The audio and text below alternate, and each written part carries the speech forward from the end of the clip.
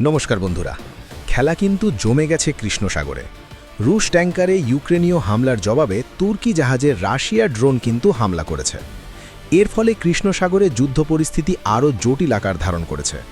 সম্প্রতি ইউক্রেনীয় বাহিনী রাশিয়ার তথাকথিত শ্যাডো ফ্লিট বা ছায়াবহরের দুটি তেলবাহী ট্যাঙ্কারে ড্রোন হামলা চালানোর পর তার প্রতিশোধ হিসেবে তুরস্কের একটি পণ্যবাহী জাহাজে কামিকাজে ড্রোন হামলা চালিয়েছে রাশিয়া। গত কয়েকদিনে ইউক্রেনীয় নৌসেনা ও গোয়েন্দা সংস্থা এসবিইউ কৃষ্ণ সাগরে রাশিয়ার তেল রপ্তানি বন্ধ করতে অভিযান জোরদার করেছে। ইউক্রেনের দাবি, তারা রাশিয়ার দুটি বড় তেল ট্যাঙ্কারকে ড্রোন দিয়ে অচল করে দিয়েছে, যেগুলো আন্তর্জাতিক নিষেধাজ্ঞা এড়িয়ে তেল পরিবহন করছিল।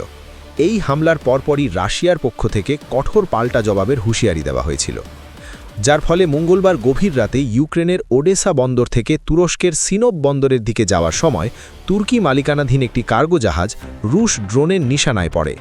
তুর্কি সংবাদ মাধ্যম এবং ইউক্রেনীয় নৌবাহিনীর তথ্য মতে আক্রান্ত জাহাজ তুর্কি পতাকাবাহী একটি বাণিজ্যিক জাহাজ।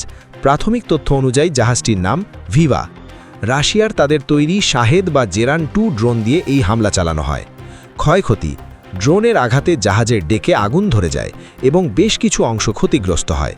তবে সৌভাগ্যবশত জাহাজে থাকা 11 জন ক্রুর মধ্যে কেউ নিহত হননি।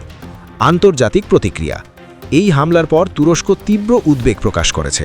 তুরস্কের প্রেসিডেন্ট রেসেপ তাইয়েব এরদোয়ান এই ঘটনাকে নৌ নিরাপত্তার জন্য চরম হুমকি হিসেবে অভিহিত করেছেন। এর আগে তিনি রাশিয়া এবং ইউক্রেন উভয় পক্ষকেই কৃষ্ণ সাগরের বেসামরিক অবকাঠামোতে হামলা না করার জন্য সতর্ক করেছিলেন। অন্যদিকে ইউক্রেনের প্রেসিডেন্ট ভলোদিমির জেলেন্সকি এই ঘটনাকে রাশিয়ার জলদস্যুতা বলে